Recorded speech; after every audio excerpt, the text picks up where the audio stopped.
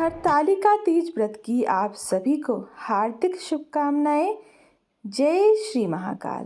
मेरा नाम है दीप्ति और आपका मेरे चैनल पर बहुत बहुत स्वागत है। आज मैं आपके साथ शेयर कर रही हूँ हरतालिका तीज की पूरी संपूर्ण पूजा विधि। 4 पहर की हमें पूजा 4 बार कैसे करनी है, होम कैसे लगाना है और पूरी पार्थिव शिवलिंग की जो अभिषेक है वो सभी चीज़ें मैं आपके साथ शेयर करूँगी। फ्रेंड्स, जो हरतालिका तीज का व्रत होता है वो बहुत कठिन होता है, लेकिन शिव जी का बहुत पसंदीदा और सबसे ज़्यादा फेवरेट ये जो व्रत होता है। और ये जो व्रत होता है वो होता है भादो मास की शुक्ल पक्ष की तृतीया के दिन। यही व्रत रखकर पार्वती माता ने भगवान शिव को प्रसन्न किया था और उसी से ये हमारा जो व्रत है ये हर सुहागन स्त्री या फिर कुंवारी कन्या ये व्रत रख सकती हैं। तो ये व्रत जो होता है आप जब भी उठाएं बहुत सोच समझ के उठाएं, क्योंकि ये व्रत जो होता है वो छोड़ा नहीं जाता है। और इसमें खास करके पार्थिव शिवलिंग की ही पूजा की जाती है और पूरी रात्रि जागरण करना होता है। पूरी रात आप भजन कर अच्छी तरीके से भजन करें और सभी चीज़ों से आप भगवान को अभिषेक करें, उनको प्रसन्न करें। सुहागन स्त्रियां ये जो व्रत रखती हैं अपने पति की लंबी उम्र के लिए रखती हैं। और ये निर्जल व्रत होता है, इसमें आपको बिल्कुल भी कुछ भी खाना पीना नहीं है और ये पूरे दिन और पूरी रात का व्रत होता है। तो ये देखिए हमारे यहाँ जैसी पूजा होती है, मैं आपको शेयर कर रही हूँ। एक मंडप लगा लेंगे, एक कलश रख लेंगे, जल भर लेंगे इसमें, और हमें यहाँ पंच पल्लव चाहिए। आप यहाँ अशोक के पत्ते भी ले सकते हैं, मैंने यहाँ पर लिए हैं आम के पत्ते, उसको टीका लगा लिया है। और जल में आपको थोड़े अक्षत डालना है, आपको एक सिक्का डालना है, चांदी का सिक्का हो तो और अच्छा रहेगा, नहीं तो नॉर्मल सिक्का भी डाल सकते हैं। थोड़े से पुष्प और एक हल्दी की गांठ डाल दी हमने। इसके ऊपर चावल से भरी हुई एक कटोरी या प्लेट रख लेंगे और ऊपर से एक दिया जला लेंगे। आप इस पर नारियल भी रख सकते हैं और भगवान शिव की कोई फोटो हो तो वो आप कोई अक्षत का या फिर पुष्प का आसन देकर उन्हें स्थापित कर दीजिए। फोटो को, फोटो नहीं है तो कोई बात नहीं है, जो कथा होती है उसमें भी फोटो होती है वो भी आप रख सकते हैं सामने। और आपको पार्थिव शिवलिंग बनाना है। यहाँ मैंने गणपति जी, पार्वती माता और शिवलिंग बना लिया है। शिवलिंग का ध्यान रखिएगा जलाधारी उत्तर की तरफ होनी चाहिए, आपका जो मुख है वो पूरब की तरफ होना चाहिए।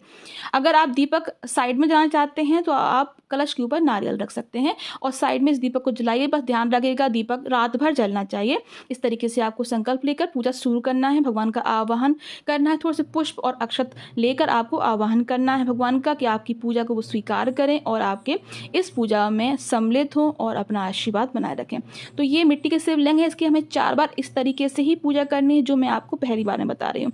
पहले हम थोड़ा सा गंगा जल भगवान पे छिड़केंगे, लोटे में डाल लीजिए वो गंगा जल, और हमें यहाँ चाहिए थोड़ा सा पंचामृत। आप अलग अलग 5 चीज़ों को का भी अभिषेक कर सकते हैं, पर ये हमें 4 बार करना होता है, इसीलिए आप सभी चीज़ें मिलाकर करेंगे तो बहुत ज़्यादा अच्छा होगा। सर्व सुखों में वृद्धि होती है पंचामृत से अभिषेक करने से। तो सभी चीज़ें हमने दूध, दही, घी, शहद और शक्कर सभी चीज़ें मिला ली हैं। थोड़ा सा गंगा जल भी डाल लीजिएगा इसमें। और पहले हमने जल से अभिषेक कर दिया, पंचामृत से अभिषेक कर दिया और हमारे फिर से जल से अभिषेक करेंगे। अब हमने यहाँ पर जो टीकत आनी है वो उठा ली है। सबसे पहले हम शिव जी पर सफ़ेद चंदन चढ़ाएंगे, गणपति जी को और पार्वती माता को पीला और लाल सिंदूर लगाएंगे। और ये जो पूजा होती है ये पार्वती माता ने जंगल में की थी, इसीलिए जो भी फूल पत्ती आपको आसानी से मिल जाए, जैसे कि कनेर के फूल पत्ते होते हैं और हमारे जो अकउआ के फूल पत्ते होते हैं, और जो हमारे जो कनेर की और श्रृंगार के जितने भी फूल पत्ते होते हैं वो सभी चीज़ अर्पित करना है आपको, जो भी आपको आसानी से मिल जाए, नहीं तो आप मार्केट से भी ले सकते हैं। यहाँ पर आपको फुलेरा भी बांधना है, आम के पत्ते और केले के पत्ते से सजा देना है भगवान का मंडप, और फिर आपको ये पूजा करनी है। पूरी रात आपको ये पूजा करनी है, क्योंकि हमने शिवलिंग जो बनाए हैं उसका ध्यान रखिएगा, वो रात में हमें रख के सोते नहीं हैं, इसीलिए पूरी रात आप उनके सामने बैठिए, दिया जलना चाहिए, भजन गाते रहिए। और 4 बार आपको होम लगाना है भगवान की। यहाँ पर हमने जो पार्वती माता है उनको पोशाक पहना दी है, फोटो पे भी टीका लगा दिया है, और सभी चीज़ों पे हम फूल अर्पित करेंगे। माता पार्वती को चुनरी अर्पित कर दी है, फोटो पर भी चुनरी अर्पित कर दी है। हमें ये 4 बार होम लगाना होता है। होम कैसे लगाएंगे वो भी मैं बताऊँगी आपको। तो ये जो पूजा होती है ये बहुत सौभाग्य देने वाली पूजा होती है, इसलिए आप बहुत सच्चे दिल से पूरा 16 श्रृंगार कर ये पूजा करें। शाम के टाइम आप 7 बजे के आसपास फिर से नहा लीजिए अच्छी तरीके से, और फिर से सुंदर वस्त्र पहनिए, मेहंदी, आलता, महावर, मंगलसूत्र, मांग भरिए, सभी चीज़ों से आप सज लीजिए अच्छे से। और फिर आपको ये पूजा शुरू करनी है। सबसे पहले दीपक प्रज्वलित करिए और फिर पूजा हमारी शुरू कीजिए। यहाँ कनेर के फूल, अकउआ के फूल, और यहाँ पर देखिए मैंने यहाँ पर पीले वाले फूल रखे हैं, और यहाँ पर हमने जो सफ़ेद वाले होते हैं जासवन के फूल वो मिल गए थे तो वो भी चढ़ा दिए हैं। और श्रृंगार का तो मेरे पास पूरा प्लांट ही है, मतलब पेड़ लगा है घर पर, तो बहुत सारे फूल हैं तो वो भी अर्पित करेंगे। और जितनी भी चीज़ें आगे फूल, शमी और बेलपत्र सभी चीज़ें अर्पित किए धीरे धीरे।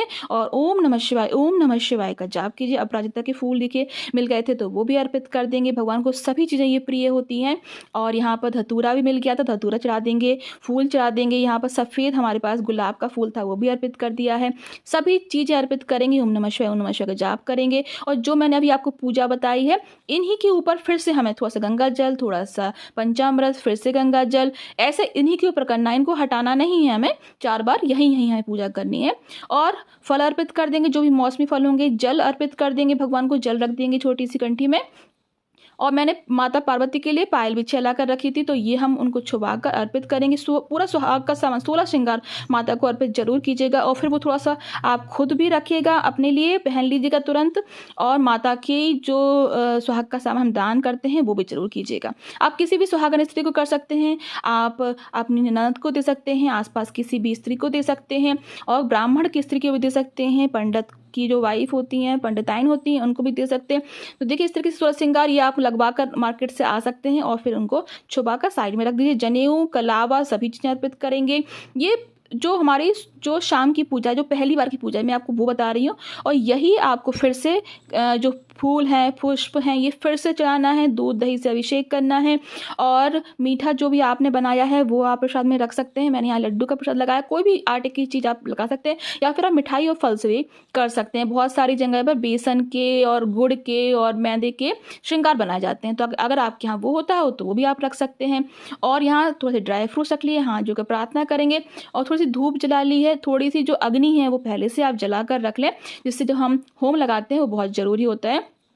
तो आप पहले होम लगा सकते हैं, फिर आरती कर सकते हैं, या फिर आरती करके होम लगा सकते हैं। तो मैंने यहाँ थोड़े से जो हवन कप होता है, मैंने आपको बताया था हवन कप कैसे बनाते हैं, तो वो वीडियो आप देख लीजिएगा। नहीं तो मार्केट में भी आजकल हवन कप आसानी से मिल जाते हैं, नहीं तो आपको गाय का उपला मिल जाए तो उससे भी आप थोड़ा सा जला लीजिए उसको, थोड़ा सा उसमें जो हवन कुंडी है उसको पूज लीजिए थोड़ा सा जल से, फिर टीका लगा लीजिए, थोड़ा सा अक्षत डाल दीजिए। फिर 5 बार आपको आहुति देना है घी से, फिर आपको हवन की सामग्री डालनी है थोड़ी सी, और फिर आपको थोड़ा सा मीठा डालना है, और फिर पानी से आचमन कर देना है 3 बार, और फिर उनके पाँव छू लेना है। ये आपका होम हो जाएगा। ये होम आपको 8 बजे लगाना है, फिर रात में 12 बजे लगाना है, फिर 2 बजे लगाना है, और फिर सुबह 4 बजे लगाना है। सुहाग कैसे लेते हैं और कब लेते हैं वो भी मैं भी आपको बताऊंगी।